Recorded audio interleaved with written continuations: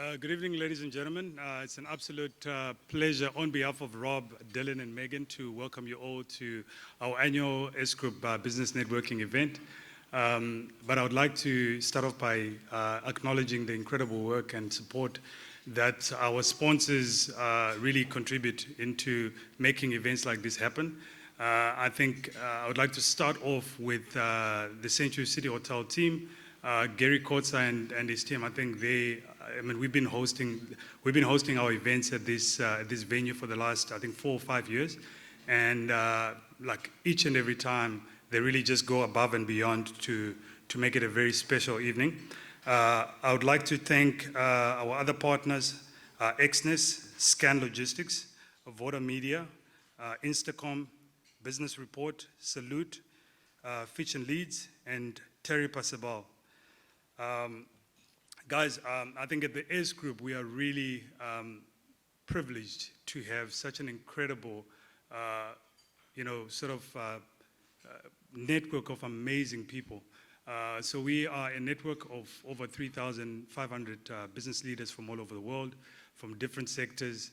And really, I think our mission is to help one another through contacts, through ideas sharing, through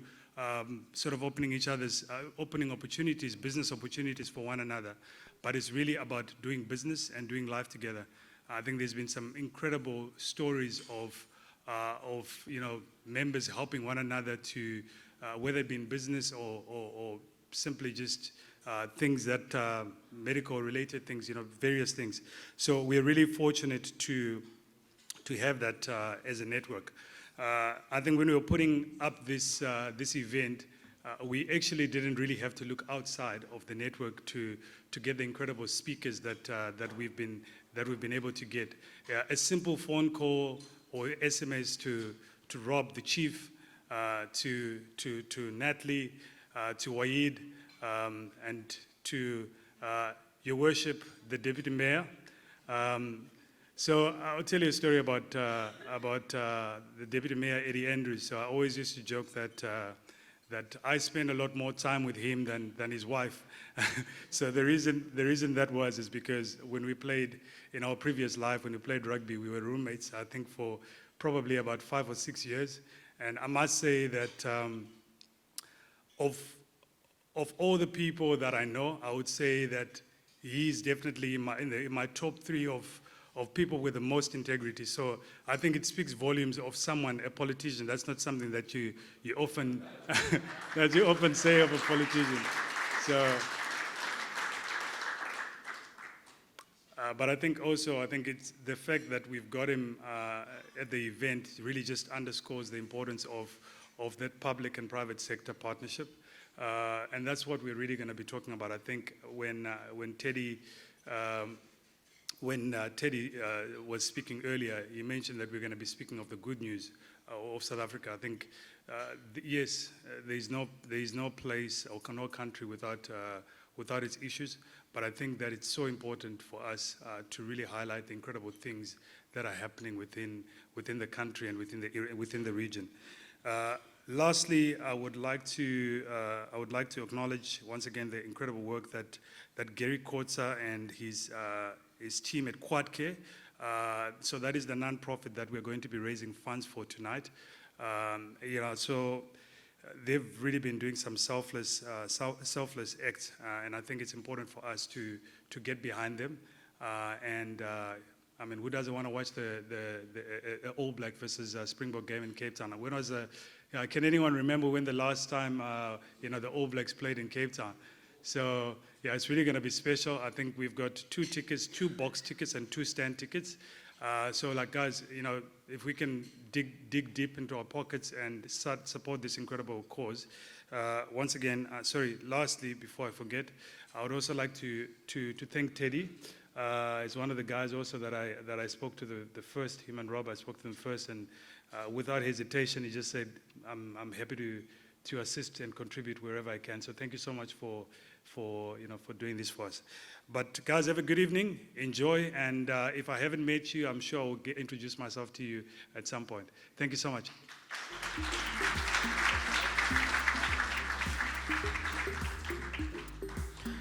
Tondi, thanks for thanking me. I hope I made your top 3 list. And also, I'm sure Eddie is very happy that you campaigned on his behalf.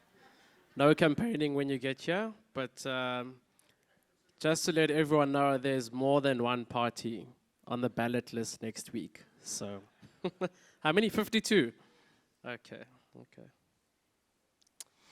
So we're going to move on to our actual partners, and I'd like to call upon 3 of our partners.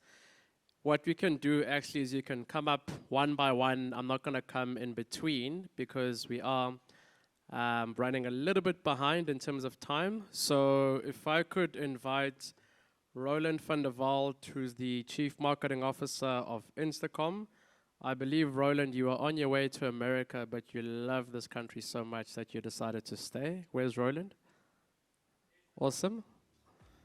And then we also have Eugene Conradi, the branch manager of Cape Town from Scan Global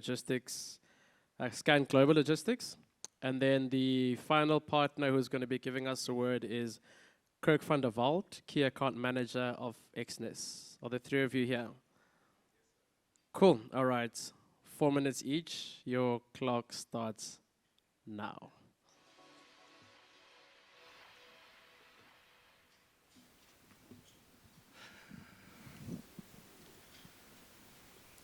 Good evening, ladies and gentlemen. Very few people give me 4 minutes with a mic. So this is going to be a challenge. I get challenges daily. This is a big one, 4 minutes. So I went to the US to open up a branch for our company, proudly South African, obviously, and sold everything and went there and bought everything. And then took 6 months to set up. And then month 7, we decided to bring me back. So then I had to sell everything. And then I'm busy resetting up on this side. So I'm back a month. And so being there, I've been taught a lot. And one of the things is that, regardless of what happens in this country and all the challenges we have, we miss so much of our traditions and the way we do things, the way we drive, and the way we talk, and the way we braai, and the way we watch rugby. And so I urge you to enjoy the traditions that we have in the country moving forward. I'm probably not going back to the US, but the company will send some sales guys there to go do whatever they need to do. So myself, arrived here earlier tonight, and I'm greeted by Tondi going, "Yes, Roland, how are you?" You talk for 3 minutes. I'm like, okay, great. So that's how it's been going with this relationship. Awesome person. So Instacom, one morning a couple of years ago, something that happens these days every now and then, you scroll through your WhatsApps and you see who's done what and where what happens. And one of the things that I did is I opened up the WhatsApp and there was a voice note, 5 minutes. And it was about a guy that sent us a message thanking us for saving his life because of what we do in our solution. And so that makes it awesome to keep on going every morning and go to work and really enjoy what we do. And so Instacom do workforce solutions very tailored to industries and very specific to all these different industries. So we embrace teamwork as a foundation. Teamwork makes the dream work. As a company, we believe supporting each other and supporting our customers makes the difference. And we sell that as a primary objective, customer service. Customer service over profits and profits over process. And over the past 13, almost 14 years, we've grown into 20 different countries, and we've got 130 people working for us, and it's been such a blessing, and I'm so glad to be part of that. But as a company, and to be successful in IoT these days, you got to understand how IoT works. And the simple version of it, the pillars keeps it up, and it's like a table with 4 chairs. One of those pillars are hardware. So we specialize in understanding what type of hardware you need to be able to implement technology into your business. The second portion is the actual software that you're going to use to utilize to capture information. What time did my staff member come to work? What did he do? What didn't he do? Alerts, notifications, two-way communication, live tracking, those type of things. We've got in-house development running that. The third one is the actual connectivity. So if you've got an awesome device, military spec, big battery, big speakers, and all those type of things, and you load this awesome technology on it, and it can't connect, it can't work. So we understand the connectivity. We partnered with Vodacom, MTN, Telkom, and the likes. We are the only company that's got the privilege to do so in the technology and the space that we're working on. And then the last one is the support behind it. So we make sure that you've got the hardware, the software, the actual connectivity, and 24/7 support. You can phone us literally 7 days a week, any time of the day. We've got guys answering the phone, because a lot of the guys using our platform is first responders, security, police, ambulance services, etc. And if our stuff doesn't work, people die. So we are on it in the sense of redundancies. Proud to say that going now 9 years, we up 99.99% within our platform. Very proud of that. And industries like security and first responders are a big portion of what we do. The rest of the industries obviously leverages off that in the sense of mining, logistics, cleaning, facility management. The more people you have, the more relevant Instacom is. Thank you guys for the time. I really appreciate it. Come say hi when you're done. Thanks, Roland. You definitely did well with time. Your 4 minutes was 10, but that's okay. We're not going to judge you. You're a very big sponsor in this group, so you're more than welcome to take an hour if you want. Right, next up, Eugene Conradi. You're here. Please give him a huge round of applause. Eugene is the branch manager of Scan Global Logistics. We look forward to your time starts now. Thank you very much. Thank you very much. I was thinking that it was going to be an elevator pitch, but apparently not. So we'll make it 4 elevator pitches or a bit more. But welcome, everyone, and thank you for giving me the opportunity to introduce our company. It's an honor. I'm Cape Town born and bred, and like they said, Eugene Conradi. I'm the branch manager for Scan Global Logistics. And our company is very much about uncomplicating your world to leave you to worry about what you do best. And I mean, if you were in the game of logistics, you would have been our competition, not our customers. So that's where we fit into the picture. We move cargo, we move freight from 1 kilogram to 500 tons, and we try and make it as easy as possible for you so you can relax and know it's being taken care of. In saying that, and having to add to that 4 minutes, we are very much involved globally. Let me first start and say we've been around for 45 years globally. In South Africa, 3 going on 4 years. And we've got a huge backing global network, own offices, skilled professionals sitting all around the world and being able to assist. Various industries, being telecom, automotive, project-related, especially in South Africa with renewable energies, getting involved with the wind farms and the solar farms and the like, retail, FMCG. So we're involved with all the sectors that you can imagine. But it's not to say that we treat all the sectors the same. We take the time, we get professionals, or we have professionals already in-house, and we explore and analyze and see how we can make your life a little less uncomplicated in the greatest sense of the word. So in saying that, yeah, we've got a big partner globally, and it's the UN. And to tie in with what was it Roy? Sorry, said, is that when our systems and our services and our solutions fail, it costs people's lives. So being a huge partner to the UN globally, we go where aid and relief is required, and we make sure we get there very quickly. We move the cargo, we move the people, the personnel that needs to work on the ground there. So in line with that, I mean, you can trust us with something like a general cargo or parcel. It's something we can easily do for you. So Scan Global Logistics, global company, very good reputation, Viking spirit, if I can say that, and we love our customers, we love our team members, and it's being a first in the market to be able to support with technologies and services and solutions. And if you need any support or any assistance, I mean, myself in Cape Town and the team as well as globally, we can reach out to wherever is required, and then we can support you as best we can. So yeah, we're here for the long run, and we hope to team up with you sometime in the future. Thank you.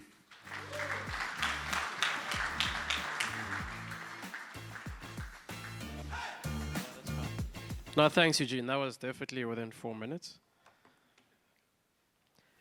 The next speaker we're going to have is from Exness, Mr. Kirk van der Walt himself. Let's please give him a round of applause. Thank you. Nice one. Evening, ladies and gentlemen. So Teddy just briefed me before I came up. He said to me that dinner's running late. I need to take at least an hour. So I hope everyone's okay with that. Now, on a serious note, my name's Kirk van der Walt. I'm the Partner Relationship Manager for Exness.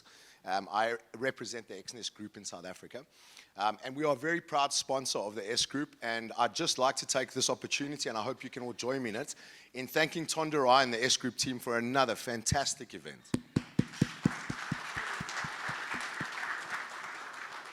So a little bit about us. We're a multi-asset global broker.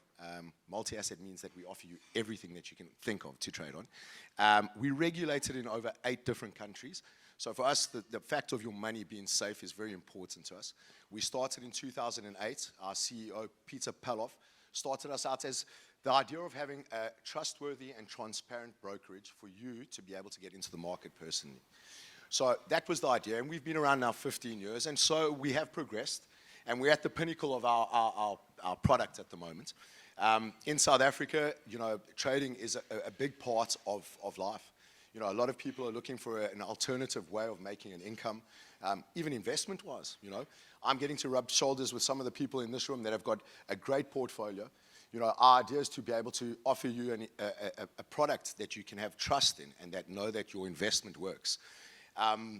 Other than that, I mean, I can't tell you too much about the broker, you know, I mean, the broker is the broker. But for us, trustworthiness and transparency is key. You know, we like to make sure that you guys know exactly what's happening with your investments. My regional director, Paul Margriets, normally does these speeches. Unfortunately, he's in Malaysia at the moment. We've just come back from the Finance Magnates Expo in Johannesburg, where we received 2 awards, Best Multi-Asset Broker in Africa and Most Trusted Broker in Africa. Now, in a country like South Africa and in sub-Saharan Africa, that's a very big thing for us. So we're very proud of that. If anybody would like to have a chat later on, please do let me know. I will be around for the evening. I'm not going to take up too much more of your time because I'm sure everybody is sitting here waiting for main course. So guys, thank you very much for your time, and I'm looking forward to rubbing shoulders with you guys in the rest of the evening. Thank you.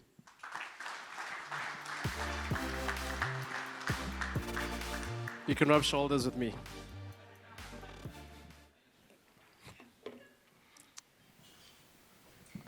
Right, guys, so we're going to get to the crux of the evening.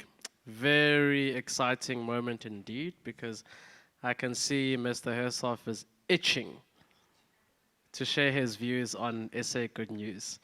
And apparently, yeah, let's give him a round of applause. Apparently he's quit politics, apparently.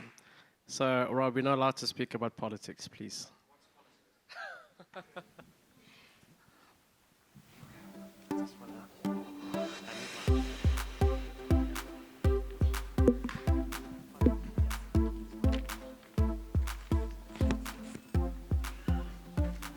So I forgot my notes, because I would like to actually introduce them one by one.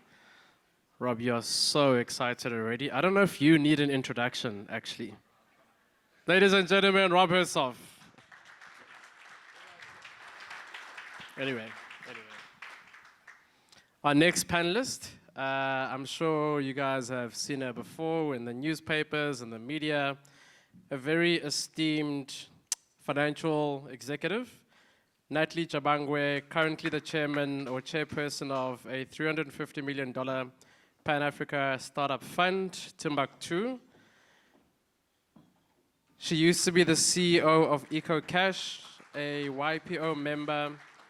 Natalie recently served as Group Digital Executive Officer at Sanlam, overseeing all digital operations across 34 African markets, India and Malaysia.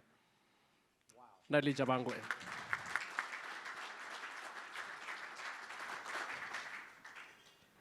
And then our next panelist is Mr. Eddie Andrews, Deputy Mayor of the City of Cape Town and former Springbok and Joshua Foundation co-founder.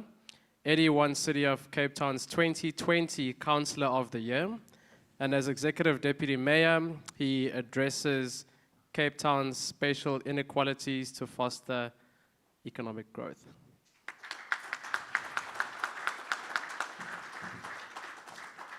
And of course, Eddie is Tondi's former roommate. I hope you guys used to behave yourselves. I'm sorry for that. And then our last panelist is Wahid Adam. Wahid, are you here?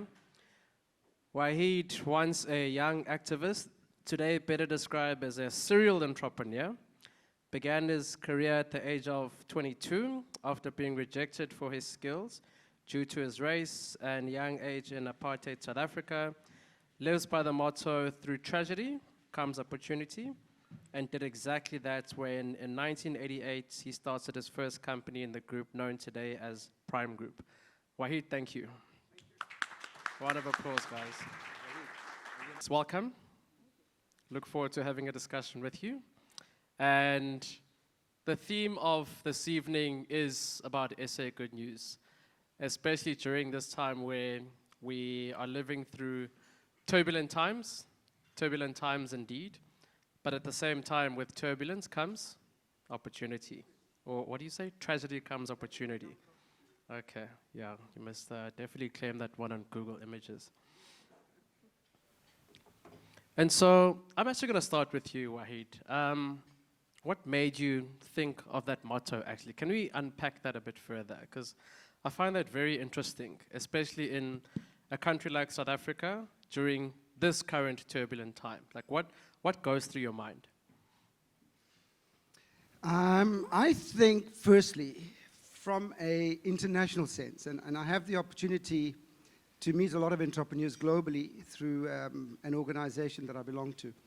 And one of the things you clearly pick up is that South Africans are resilient because we were never given any platform of support other than do or die, right? So we don't live in a country that has the platforms that can help you thrive through financial support, government support, often business support. And in that regard, we become entrepreneurs in the true sense. So when you start talking about the do or die DNA that we live with, it's kind of, whether you like it or not, makes you the most innovative in whatever you do. So for me, when tragedy strikes, we know no other way of doing things than how do I make this work for me? And through that mechanical drive, through that DNA that we live through, it is how we find solutions. So to answer your question, it is in our DNA. Thank you. No, that's a great answer. And Natalie, I want to move to you because you work with a lot of entrepreneurs. And by the way, you were recently appointed the chairperson of Westgrow, so congratulations on that. Thank you. And what's your experience with working with entrepreneurs in Pan-Africa that certainly us as South Africans can learn from? Are they doing anything significantly different from what we're doing? Well, I think first things first, entrepreneurship is really about scale. If we're learning from the global north, Silicon Valley, what we're seeing of Silicon Roundabout, Asian markets, etc., scale's been the name of the game. Up until now, when it comes to entrepreneurship in Africa, the success stories are quite fragmented. And I think there are a few things that we have to look at in terms of addressing the gap between entrepreneurship and scaled entrepreneurship. And one of those key things is actually education, particularly in Africa. And I think once that divide is bridged, we'll highly likely start to see a few gains. We still have a few more decades to go in ensuring that we can derive quality education. And I say that because a lot of what is termed entrepreneurship in Africa is what I like to describe as the hustler economy. But when we look at entrepreneurship from the global north as an example, all of the top 5 entrepreneurship companies that have scaled their own global counters today, the FANGs, Facebook, Apple, Amazon, etc., literally started out of education institutions, aka Mark Zuckerberg in his dorm room in university, and or a Bill Gates out of Harvard and then dropping out, and or a Jack Dorsey of Twitter starting up Square Payments while he was in university. So it's really important that educational institutions become firm and robust and become a bedrock of sustainable entrepreneurship. And then infrastructure is really, really important. A very good example of that is you can't build economies, good ones, in the dark. So if we don't look after our infrastructure, we don't service our infrastructure, then we wake up without electricity, it's a problem, okay, for entrepreneurship. So we're the early and nascent stages of sustainable entrepreneurship in Africa, and the few catalytic things that Africa needs to solve for. Thank you. Eddie, I'm going to move to you because, education, of course, is a core part of life. And it's not only a need, but everyone has a right to education. And representing government or representing the public sector, what is your view on education? And where should we be focusing our efforts, both from a public sector and a private sector? But when you think about education in your role, where should we be focusing our efforts as South Africa? Can I just comment on that, what was just said? I have a different experience. My son reminds me, he does not have to go to a tertiary institution because education is not important. And he says no, and he references those same persons that you've referenced. So I need to talk to you about that after we'll rub shoulders there in the corridors. But I think let's reflect on context South Africa and look at a Cape Town lens. We come from a past that's been oppressive. We still are trying to recover from an education system that has been designed to miseducate. The biggest issue at this stage would be access to education. And ultimately, the elephant in the room now would be affordability. If you look at a stat that scares me, would be if you look at Cape Town, we probably now have surpassed the 5 million population mark. As far back as 2021, we had just under 1.5 million households. 270,000 of those households are informal. And by 2028, the number will be 500,000. The scary stat is the following. 71% of Cape Townians earn less than 20,000 Rand a month. So the issue of affordability is the elephant in the room. How do I afford good quality education? How do I afford that finance that I need to purchase a home? And that's the scary part. And so to answer your question, what must be done? We must have good quality education, have access and locate that opportunity within communities that are socially vulnerable. Because if you don't do that, you're complicit. You'll perpetuate poverty on poverty on poverty. Thanks, Eddie. Rob, you wanted to add something? Yeah, I just like the idea of technology leapfrogging these problems. And this device is dropping in cost by the day and increasing in power by the day. And the ability to access the greatest educational minds in the world, teachers in the world, sits right here on your smartphone. So what's holding it back is cost and connectivity. And, the gentleman you worked for, who's a great friend of mine, Strive Masiyiwa, has been fundamental in connecting Africa. But so have a lot of other businesses, but we haven't quite got the connectivity that Korea has. Korea, 2 years ago, stopped printing school textbooks because they have the highest internet connectivity in the world. And it's a matter of national importance that we try and connect even the homeless settlements, the poorest people, the people that don't have access to an income on a regular basis, because everybody needs connectivity. Everybody needs a smart device, even just to say, I won't be able to make it home tonight, or I haven't been able to get, transport or the food, the simplest things. That's the future, and it's very close. It's very close. If we had Starlink allowed into this country, if we didn't have the BEE angle, we'd have Starlink, we'd have connectivity. So it's inches away. It can be done. May I comment on that? You see, for me, as an entrepreneur, I just think what Eddie spoke about can actually be done today. There's absolutely no reason to be waiting for Starlink. There's no reason to be waiting for connectivity, because that's happening as we speak. And everything that needs to turn this model around is sitting in those that sit in the seat of controlling education, right? It's a mindset that needs changing. So it's not a connectivity problem, I can assure you. And even if there's parts of the country not connected, the day you got the solution for education, believe you me, we got companies that can connect those communities immediately, right? It's the political will, exactly, and it's those that's driving the system of education to actually say, we need a new way. South Africa has been, Africa, if we take Africa, in fact, they called it a mobile-first continent. Now, why was it mobile-first? Were we more advanced than the Americans? Were we more advanced than the Europeans?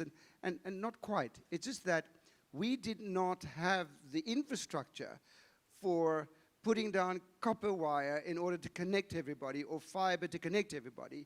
So we went mobile, because that was cheaper and easier. And we've already learned about this new technology, whilst the others had ancient technology. The new technology was going to be a cost to change. Now, it's exactly at that point where the precipice is, political will, do it today, not tomorrow. When you leave tonight, what is the paper that it is going to write that's going to change the minds of those in control tomorrow? Because it can be done immediately. Natalie, I want to move to you, and with your experience in Africa, and Africa being the mobile-first economy, as Wahid has mentioned, what are some of the solutions that we can learn from as South Africa in the context of the mobile solutions that you've seen in your time, which you're still currently doing, investing in startups that are mobile-first, having worked for one of the big mobile telco in Africa? What are some of the solutions that you think we can learn from? Maybe let me start from the perspective of the cost of data across Africa, which still seems to be very high. I was in Djibouti 9 days ago. Djibouti holds Africa's largest network of undersea cables, 13 of them, which I had an opportunity to visit, how they terminate out of the sea into the data centers. The truth of the matter is that when we do talk about data connectivity, it still actually has a terrestrial angle to it. So all the connectivity is either coming from the European, India or Asia gateway, then terminates into Africa. That capacity gets paid for. By the time the internet and mobile connectivity does get on your phone, through to an internet service provider or a telco service provider, they are paying for that interconnection. I think the cost of data is a global thing. Because by the time we lay fiber as well, across the townships, across community, all of that interconnection capacity just doesn't rain on our phones virtually. There's a whole backhaul infrastructure that it takes to actually then figure out, how we get data. So it's not that simple, but what Africa has been able to do is use almost analog, let me call that 2G connectivity, most of Africa, the USSD, the SMS string, to deliver solutions in financial services, for example, that are not high data consumptive for financial services to drive financial inclusion. Well, the world's moving quite quickly into the world of apps, right? And apps do consume a lot of data. We have to re-innovate these overlay services that we're building beyond apps and start using things like QR codes capability. And that's why WhatsApp scaled, right? Because it's not using an awful lot of data. It's really using SMS, USSD string type of technology that doesn't chow a lot of your data. By the time you're opening videos, etc., using a lot more bandwidth. So a little bit more creative, right, around how we're defining these solutions for consumption so that we're able to actually meet supply and demand and that cost of supply and demand. But I think mobile financial services, as an example, is something that's really become pervasive across Africa and has become a new value chain. Some of those are much bigger than banks put together and driving scale, is an area, for example, of exploration that Africa's witnessed. So Wahid, I want to move on to you, latching on. Oh yes, you can clap, sorry, wow. How dare I, how dare I. But Wahid, I want to move on to you in your experience and exposure in this space, because you run a large portfolio of assets, of which some are messaging platforms working with all the banks.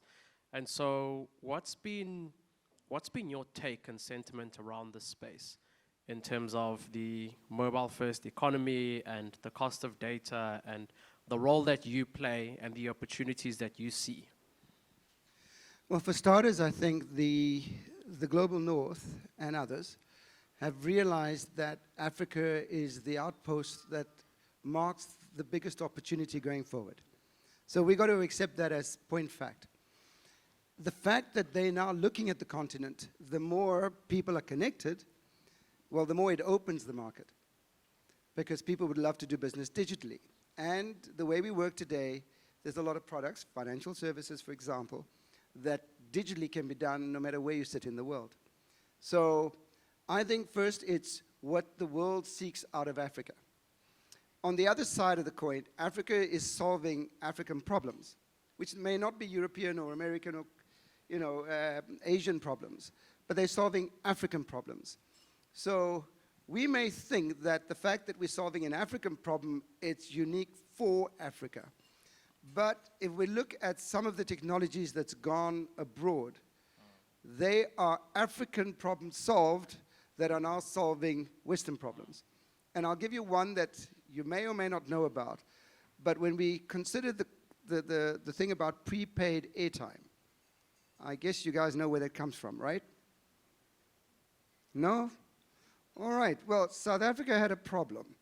We had these like networks, Vodacom, MTN, Celti, that started, and in fact, the first two, and they had a problem in that they could not give a contract to everybody in South Africa for fear of not getting paid.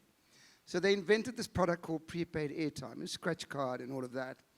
And this was a South African invention that now serves 80% of the European market. 80%, if you didn't know. So Africa is solving problems for the world, not only for Africa. So to answer your question, I think we have problems that we're solving locally, we have problems that we're solving that can be exported, and we got the export market looking at Africa as a global opportunity, as the next frontier, if you want to call it. So be ready, that's the opportunity. Eddie, I want to come back to you, and I want to bring this back home in South Africa. Now, on the 29th of May, it's a big day. I'm not sure if you guys know what's happening, but all I know is that you're not going to the office. Next week, Wednesday, is a big day in South Africa that happens once every 5 years. What, in your mind, is the current mood of the average South African? Understanding the context to the uncertainty, and also understanding just where South Africans are in their daily lives. South Africans based here, South Africans based abroad. What is it that we can do to change that mood? There's a lot of uncertainty. People want to immigrate. At the same time, the grass is also not always greener on the other side.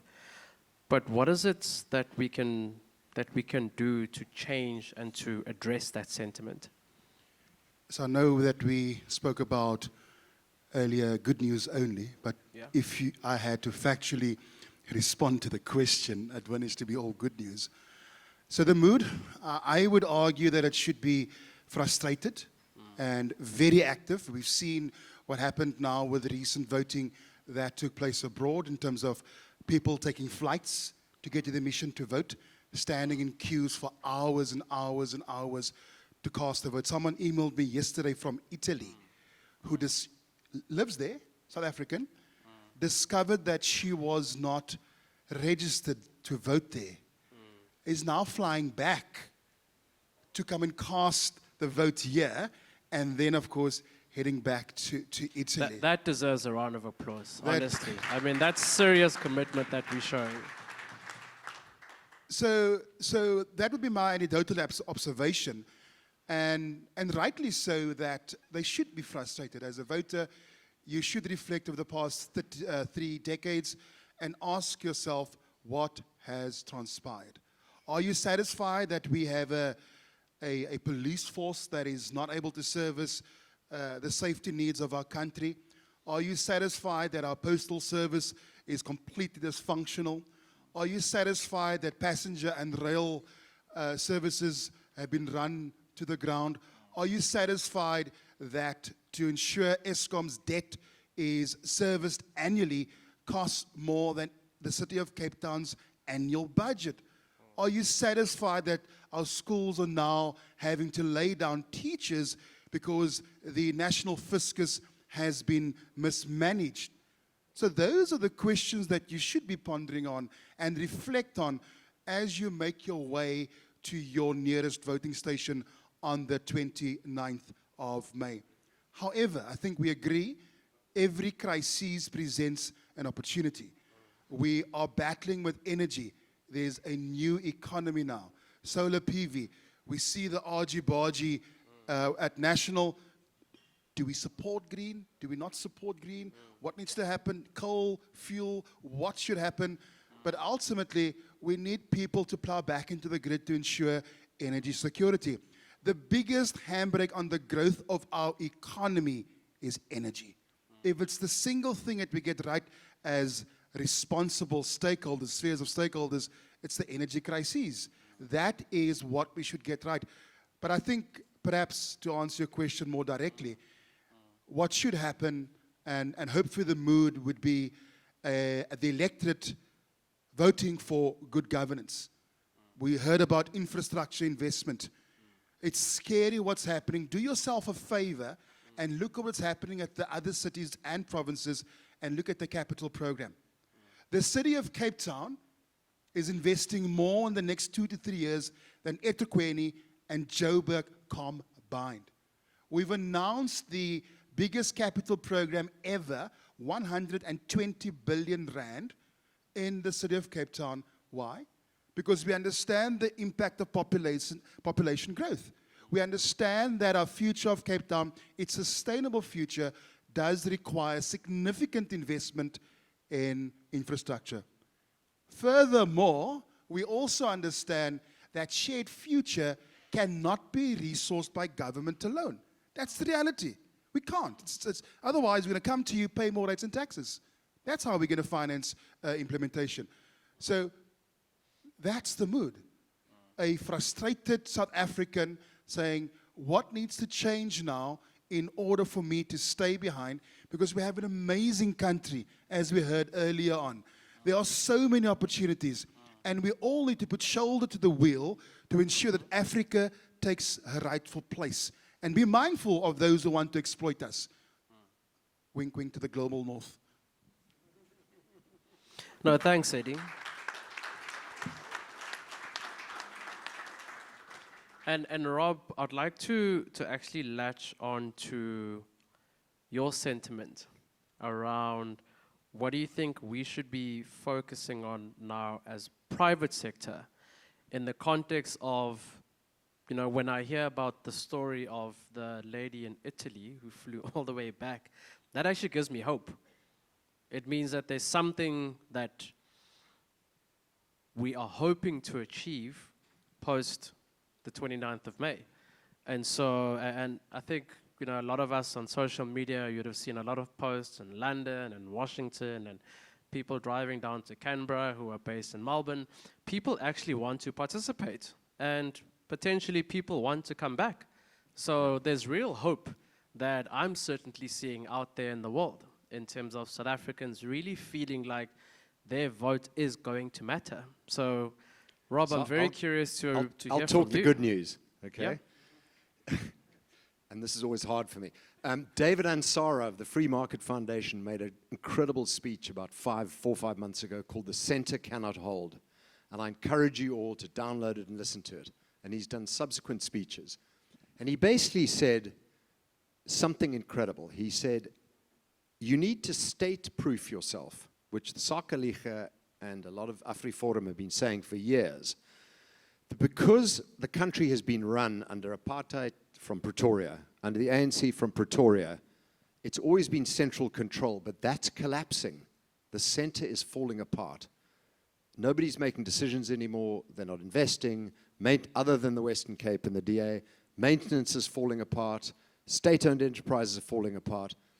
But what's the positive there? The positive is that old great saying, it's better to beg forgiveness than ask permission. So what you should do as entrepreneurs, as private investors, is stuff government. Go ahead and build. Go ahead and invest. Go ahead and put roofs on your paddle courts, Matt Kopinski, and don't wait for council permission. Worry about the council. Other than here, the DA, you know, where you get these traffic things and you ignore them, but when you want to renew your license, you've actually got to bloody pay the traffic fines. In the rest of the country, forget it. Don't pay the fines. Don't obey the rules. Get on with building businesses and investing. The center cannot hold. They're losing control. It's the greatest opportunity for entrepreneurs ever.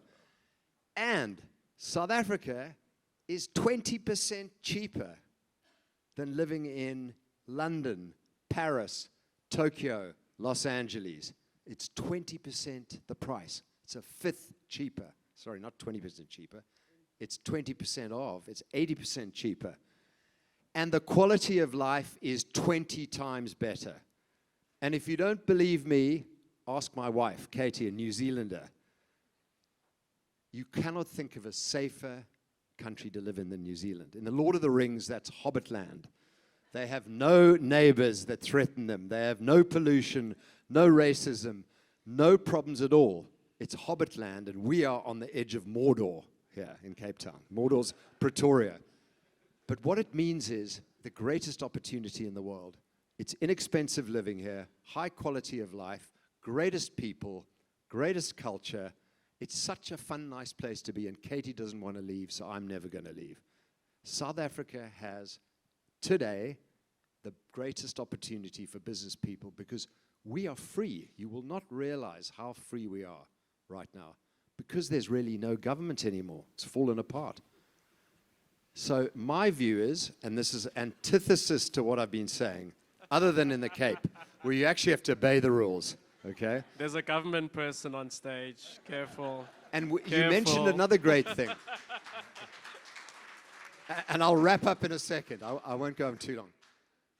There are $37 billionaires born in South Africa that live overseas. 37. The two richest people in Los Angeles, Elon Musk, Patrick Soon-Shiong, number 1 and number 2, were born in South Africa. The two richest in LA. Okay? You can name people that are worth 5, 6, 7, 800 million you've never heard of. Peter Bauer of Mimecast. Paul Nordier from Worcester of Encino. Have you heard of them? Yeah, Listed his business for 8 billion. South Africans, South Africans, South Africans. And my generation, the Bullies, who are 60 plus, are all coming back. Okay? They're either coming back as swallows with hundreds of millions of dollars, 6 months a year, or they're coming back full time because they actually want to come home. Andrew Rolfe, I can name hundreds more. The amount of capital that can pour back into this country is enormous. And then there are younger people who want to come home. And if we can turn the country around a little bit, 100 to 200,000 young and middle-aged South Africans will come back. This country will take off like a rocket. So despite what I've been saying over the last 3 years, maybe this week, before the 29th, is the time to buy that house cheaply, because it's going to go through the roof. I hope.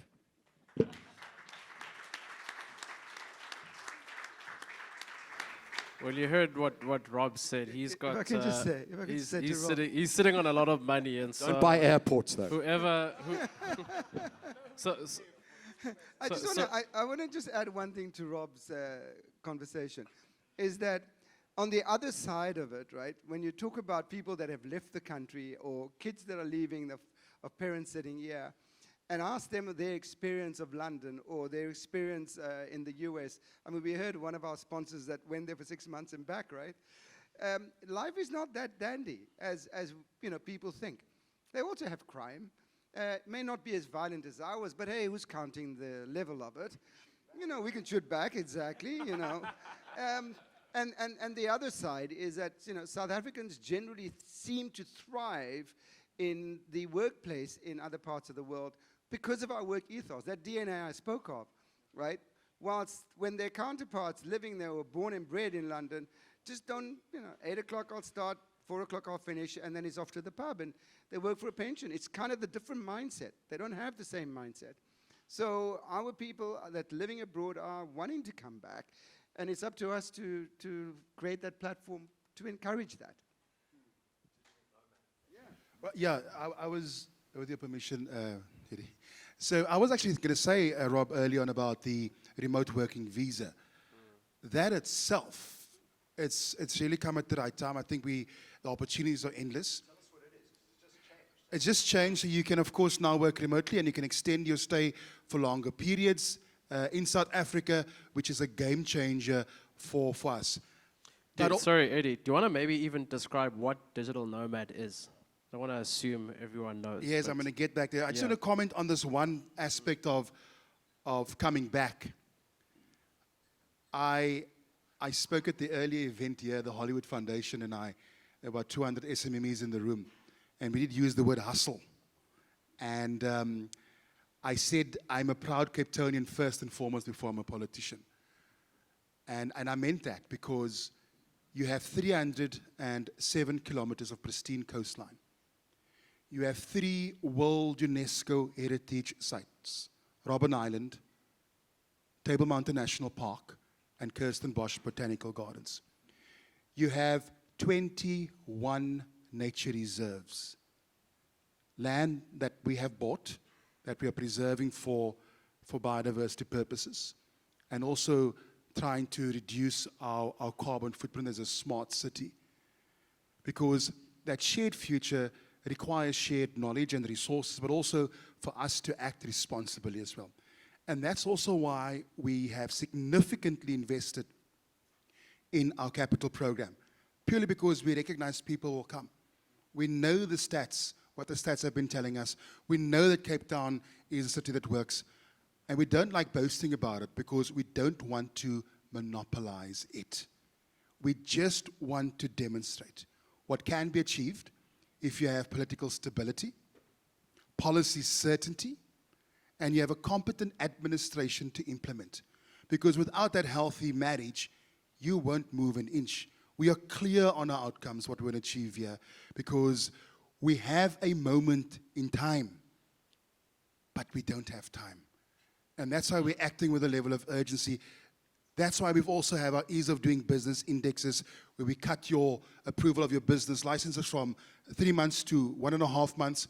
We want to chase up your land use applications and your building plans, your occupancy certificates, because we recognize holding costs are expensive. But we also want you to approve your plan quicker so you can pay rates and taxes sooner to the municipality as well. So, and the last point, MC, is that just understanding data and data analytics. That's important. That's how you sustainably make decisions on your shared future and how you actively seek out those opportunities. I mean, I can speak about internet connectivity in our townships. There's another program, but I know there's no time to do that now. But we're doing that because the gig economy, all that you need is a smart device. And the time is now. The time is certainly is now. You were going to talk about digital nomads. Yes, I was going to ask about digital nomads. Yeah, so basically in the past you could not really extend your stay and work remotely. So now that's allowed and you can stay here for longer. And of course you and your family can also come. and you can spend lots of your international currencies here in the city of Cape Town, and we welcome that. And the fact that you're now allowed to do that after we've been advocating for that for years now, it is most certainly well received. So it's a visa for A visa, internationals. yes, sorry. It's a visa for internationals. That can come here. You spend 6 months a year here, bring their billions of dollars, invest, hire people, Absolutely. back your businesses, you know. The first time I heard of it, it excluded entrepreneurs, right? Were they not going to redress that? Okay. But that's crazy. Because to me, we want the entrepreneurs here. I mean, they're the people coming to create stuff, and government left that part out. So no, entrepreneurs not welcome. You have to be employed, earning over a certain amount. Can So you be it still needs some self-employed? work. Can you be self-employed as an No. entrepreneur? No, that's it. All right, but there's time to fix it. Natalie, do you have an opinion on digital nomad? I see the panel is very excited about it. What's your view on digital nomads, if you have an opinion on that? Well, the boys have been hogging the mic, just saying. My opinion on digital nomads is that, I mean, look, I've just returned from the Africa CEO Forum. And one of the key discussions that was there on a presidential panel was that it's very important to guarantee freedom of movement in Africa, because this is one of the best ways to guarantee cross-regional trade, international trade. So I think, look, it's long overdue and it's extremely welcome. Earlier this year we saw Kenya, President Ruto lead on that, President Kagame lead on that. So it was about time, and I think we're seeing that development across Africa, which is great. How was the CEO forum in general, by the way? Any learnings that we can learn for those of us that aren't CEOs yet? Yet? Okay, look, I think what was very interesting about this year's Africa CEO Forum, whose theme was Africa on the table or on the menu, was really the question, and you could really juxtapose that for South Africa on the table or on the menu. It could go either way. But I think what was quite interesting about it was that Afrexim Bank really painted what's quite interesting on the trajectory of Africa. If we compare the global growth rate, which has come down from 3.5% to 3.2%, for this 2024, there's something to think about. We can see all the pressures that are happening on commodities and obviously geopolitics. But IMF remains bullish that African growth, which is now sitting at 3.8%, rising from 3.4% last year, has rebounded because of regional activity and also because there is negative weather decline all over the world. And Africa seems to be in a place where it's enjoying a little steadiness on the climatic front. There is focus by the IMF that by 2025, Africa will be growing at about 4.2%, and still Global North will be at about 3.5%. So there's something to go for. And what's contributing to that in Africa? Infrastructure. A lot of investment into energy. I think if you're home to South Africa, the new developments in Saldanha, so disclaimer, I sit on the board of West Grow, so a lot of things going there in terms of investments, or get to have a view of what investments are looking like in certain part of the country. Amazon recently, infrastructure, River Club. So you can sort of see what's happening, the ports. Similarly, maritime countries like Djibouti on the Horn of Africa, really looking at the ports because of the issues that you have on the Suez Canal and the face-off there, obviously owing to global conflict. But I think one of the key things that the presidential panel highlighted was that leadership is critical in Africa. I think both President Nyusi, Kagame, Ruto, who were the guest of honors, we're really, really clear about that leadership needs to change in Africa. Debt and how African countries are addressing debt. I mean, President Ruto was a little bit on the firing line because of his new tax reforms, and he said they're necessary because it's trying to manage the debt of the country. And I think one of the key things the world's watching is President Ruto, first African country, re-welcomed into the US after decades. That's happening. He says AGOA is going to be on the table, but I'm also sure minerals are going to be on the table. You'll see recent sentiments from the US, sanctions off Zimbabwe. I think minerals are on the table in Africa. I think commodities are on the table in Africa. But a key thing to watch out for is that geopolitics remains a real problem, particularly on the Horn of Africa. I mean, recently, lately, you have the Ku region for the first time in Africa, right? Presidents toppling each other. So if you thought coalitions were a difficult thing, you really have to think at what's happening in the rest of Africa and figure out, are we lucky or not lucky? So maybe that is the good news of South Africa vis-a-vis the rest of the African continent. Just a snapshot.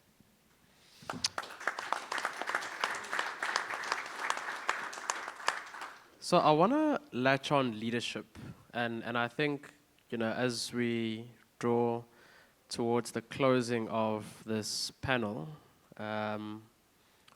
what's everyone's view on leadership? I think quite often when we mention leadership, we think government leadership.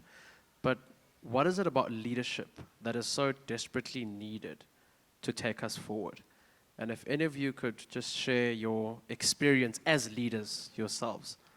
So I think we need to move into a world of pushing decisions down, federalization in government, and I'm a libertarian at heart, which I believe in small government, that you, the people in the room, make the best decisions for yourselves than somebody sitting in Pretoria will ever do. So to me, leadership is setting a structure in place to allow human ingenuity to thrive. And it's not top-down, it is bottom-up. And the sooner we realize that that is the only way forward, the better. Fewer rules, fewer government, smaller government, and leaders should be the entrepreneurs and the individuals that make a difference. That's my view.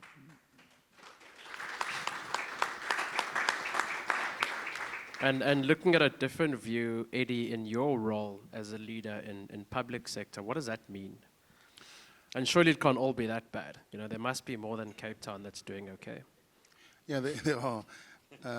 I just need to get my membership book for Rob after this meeting. In addition to what Rob said, I think governments always, historically, we've been prescribing to communities what should be done. But the solutions that those communities need are local solutions. I think that's important to listen more.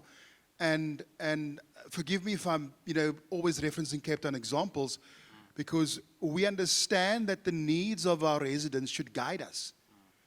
We understand the importance of it. We understand for us to know how they are impacted, be it negative or positive, is important to us, because we are responsible for policies. And that is why the reform that is triggered, we must then have the political will to ensure this policy reform. But I think as leadership, I want to reflect on the 3 C's. Culture. Understand that it's not a one-size-fits-all, that you will always be exposed to different cultures, and culture will eat strategy for breakfast. You can have the best strategy, but if you don't navigate the cultural waters, you will not move an inch. We've learned that as the hardware as government, when you go and build infrastructure in communities and they say, well, you did not come and talk to us. What are you doing? We need to be a part of this and part of the decision making. The second point, the second C, would also be the context.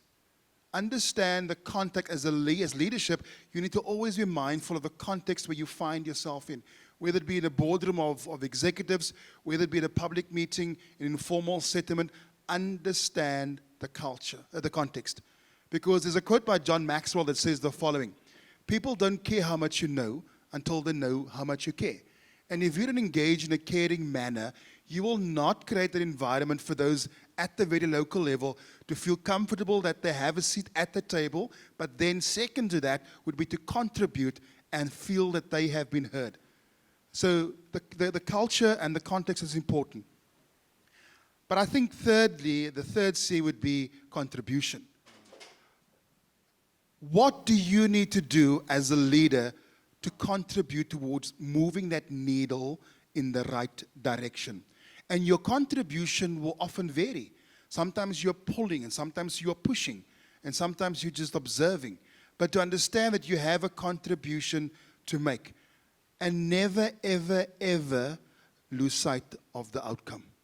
I think that's important. The outcome that you want to achieve, improving the quality of people's life meaningfully over time, requires all of those aspects to be sustainably looked at in order to achieve that outcome. And I think that to me would be, in a nutshell, what I subscribe to personally as a sense of higher purpose being in holding public office.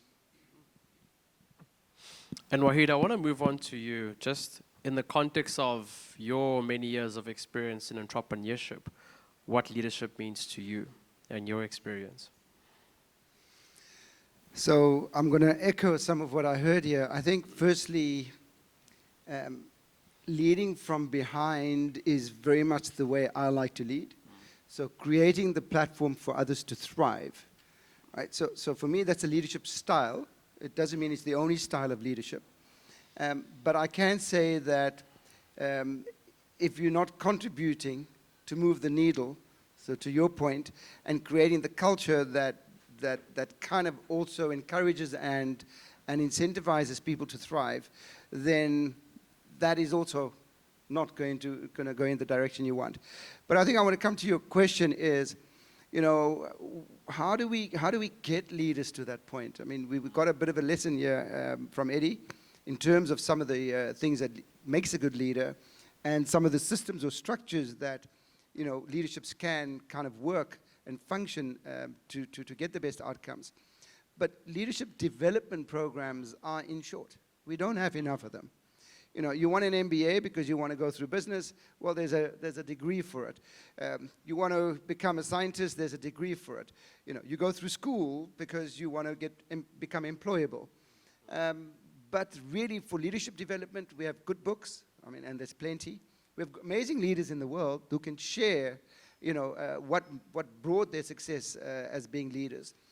But there's no room with doors on one side and doors on the other side that we can march through, get the knowledge and education, and come out the other end, and then say, I've learned lessons that most likely make me a good leader. Right? We don't have enough leadership development programs. So for me, it's a focus. I've seen organizations falter during a period of bad leadership, or departments within a business, and I've seen the very same divisions kind of thrive when the right leadership comes in. So it's key to get the right leaders. And then I want to move on to you in your experience. You've worked with many entrepreneurs, but at the same time, you've also led divisions and run multiple corporates. So what does leadership mean to you in your experience? In my experience, leadership is really about collective leadership as opposed to selective leadership. I've often seen that it's not enough to have silo pockets of success in a grand scheme of an environment. And I think this is an Africa problem that we really have to address. So for me, it's collective leadership as opposed to selective leadership, that accompanied by accountability. And I think if you look at, the United States of America works because of a collective United States of America. For its, maybe successes or not successes. But if you also look at how the regional Asia has been pulling together, is also because of a collective capability, and until recently, Europe's successes came from unification, as opposed to not. I mean, it's recently when we've had Brexit, but for the longest time. So I think African countries kind of need to figure out what collaborative leadership looks like, where everyone, if you're able to achieve it, or to a degree, there is an average rate of success everywhere. Because when you can't achieve that in organizations, in communities, you create gaps where they become fissures of real problems, and specifically is why companies diversify too collectively. Some of the largest companies in Africa survive, because of the collective power of multiple markets and multiple revenues and, multiple facets coming together. So in closing, I think I want to revert back to the leadership that Nelson Mandela, I think, had a vision about. And I know there's a lot of controversy around that, but for me, a rainbow nation, rainbow Africa type of leadership is the kind of leadership we need to figure out and aspire for and ensure that there is, at some point, an equitable representation of what success looks like in countries. And it's an Africa problem. It's not just isolated South Africa. No, thanks. I'm actually going to open the floor in case anyone has any specific questions. I think let's use this opportunity before I ask our panelists for final remarks. But I'm sure, oh, geez, how's that excitement? Yeah, go ahead. Not really a question, I'd just like to add to what Rob and the panel has been saying. Yeah. The mobility and the fact that people are actually able to access information, education. Even investments in like what we do on a mobile aspect, it just makes it more accessible to everybody across sub-Saharan Africa. So thank you very much for that, guys. I really think that was a great point. No, thanks. Megs has a rolling mic, and I see there's a question at the back.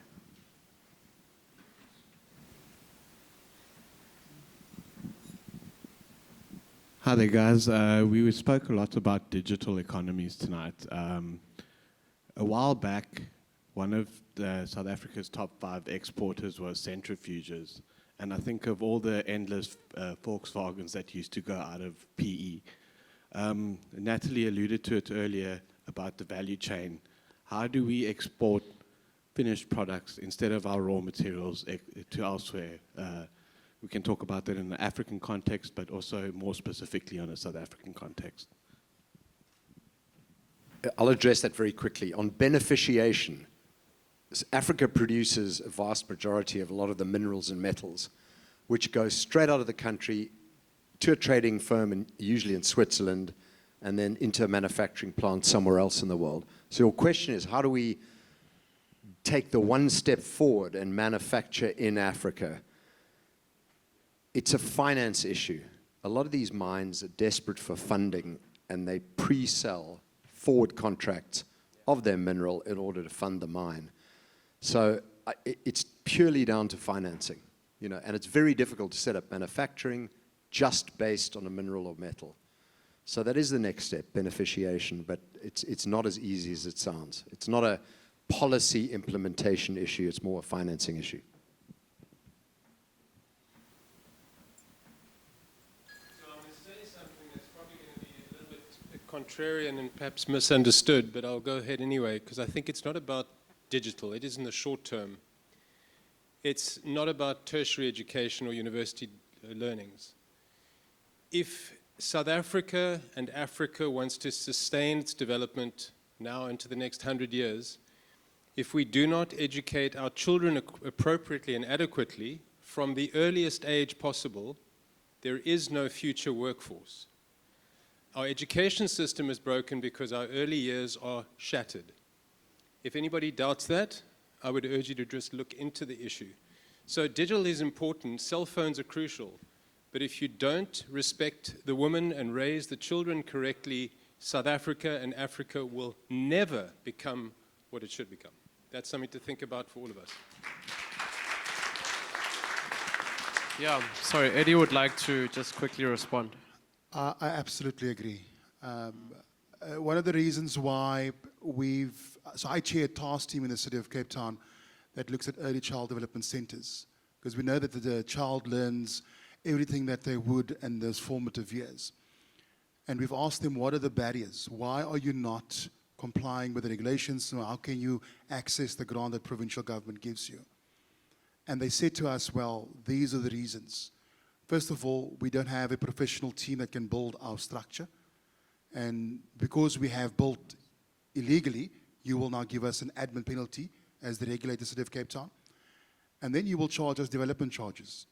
We don't have the money for that as well.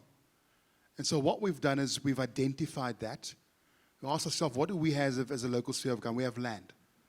So without even blinking an eye, anyone who wants to buy land for any social good purpose, we will give you 75% of the market-related tariff. We will also be waiving your admin penalty. We've established in February this year a fund that you can apply for your DCs to be waived. We're busy now with a policy that will automatically exempt ACD centers that have 34 children and less. If you have more than that, you can still apply and you'll probably get it, but it's just that we are specifically targeting our socially vulnerable areas. Because we recognize that. Last week gave out a check of 300,000 Rand to an NGO out in Versantokral. What was that for? For building plan fees. They received grant funding to build, but they did not have the money to pay for the building plan. And so I think we've recognized that because in Afrikaans I can best describe it, jy moet die boompie buig terwyl hy jonk is. En jy moet jou aandag daar gee.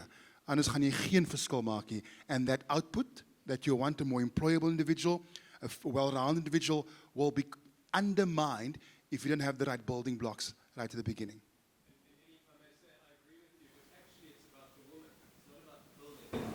We're training women in destitute communities first. Before registration happens, they have no money.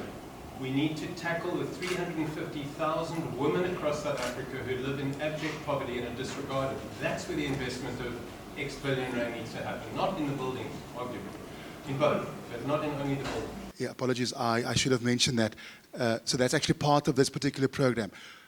My department has received a grant of R500 million to look at precisely what I've just said, including what you've just mentioned now. Where are we going? In those areas that are quite vulnerable, informal settlements and other areas on the Cape Flats and the townships, because we recognize the important role that individual plays right there in community and what capacity they would need to sustain not just themselves, but also be, sustaining the skills that they are imparting into those kids that they're educating there. Thank you, and thanks for the question. Very, very relevant.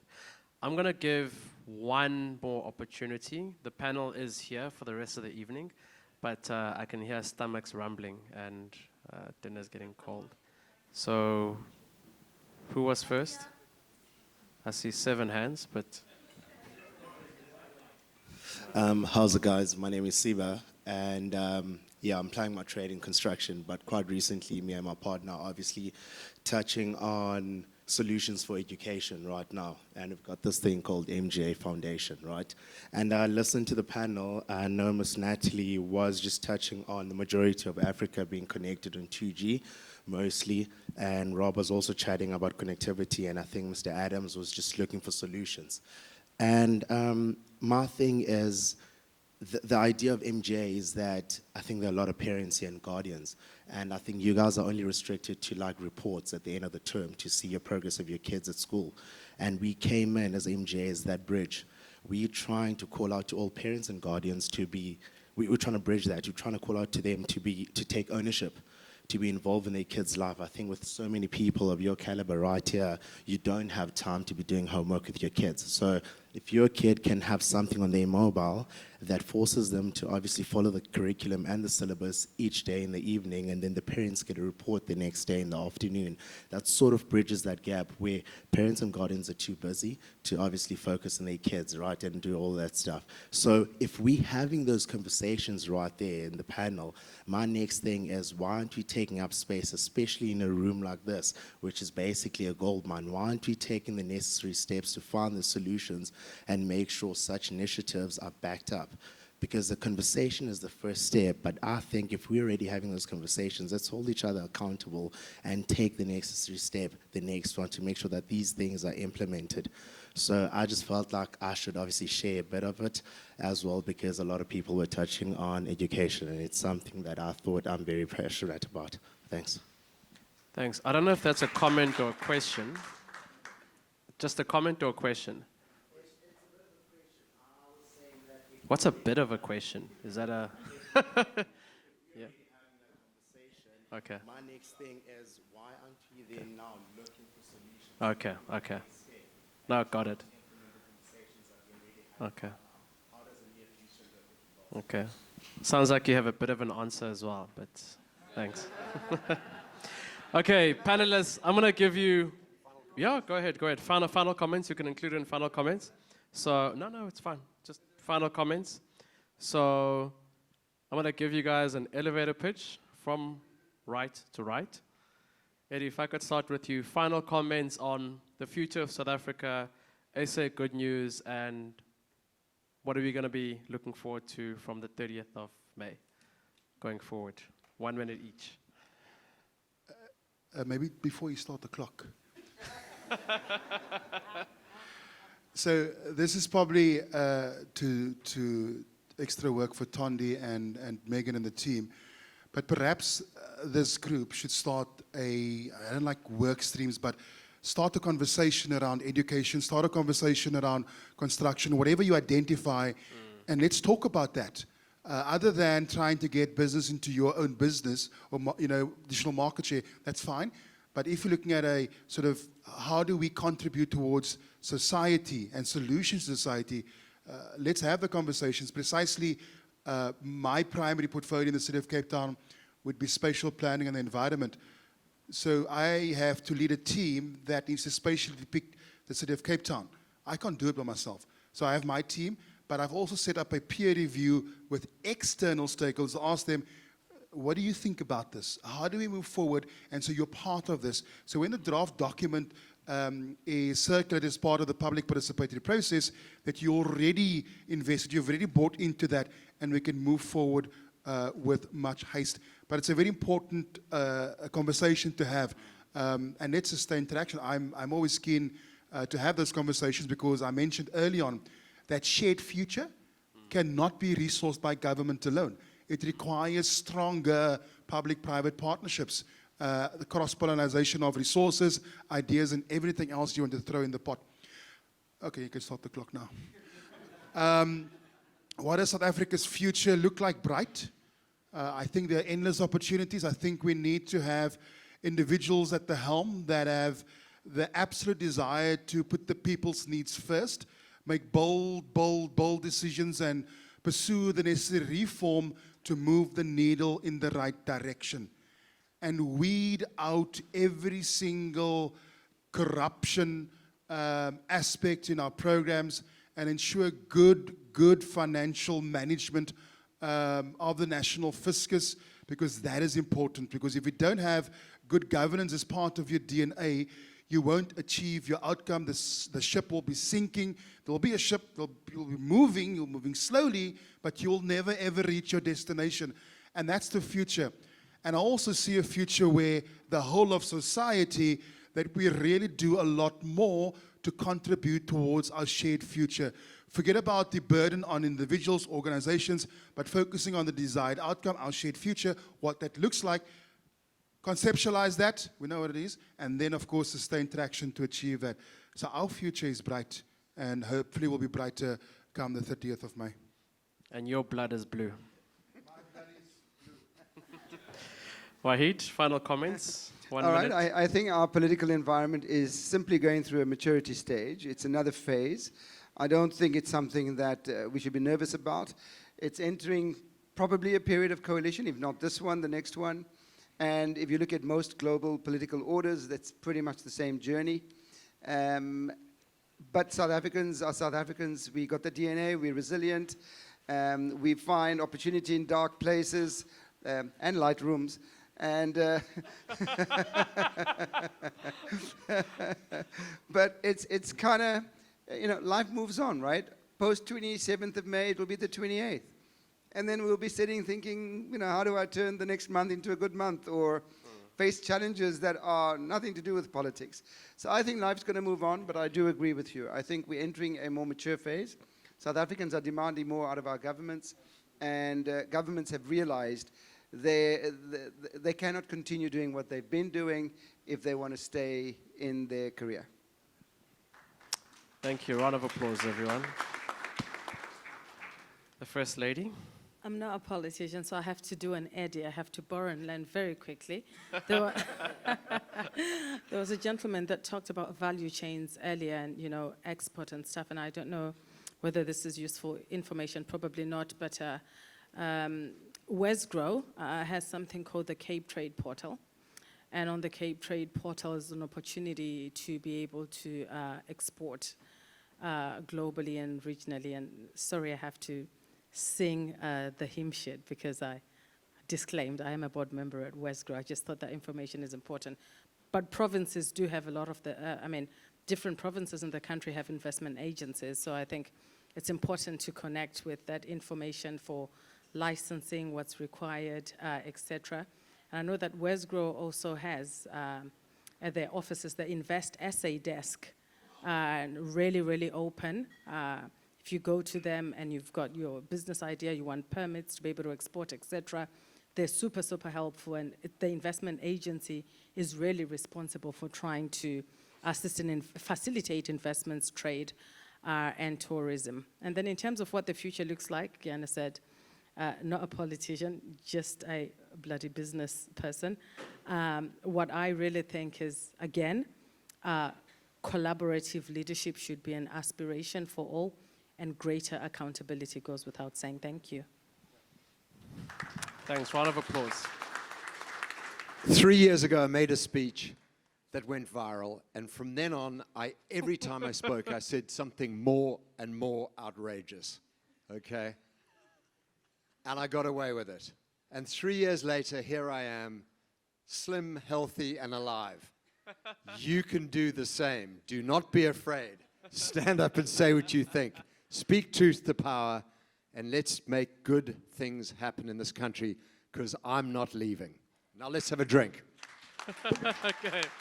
Thank you, everyone. Thank you, guys, for bearing with us. I know it was a long panel discussion, but it's so difficult to fit these titans and trailblazers within an hour. Dinner will be served at the back. Megan, Tondi, I think it's self-service, and so you can get up and help yourselves. Thank you very much to the panelists, and they are still around for the rest of the evening. I know we didn't get an opportunity to get questions from everyone, but thank you again.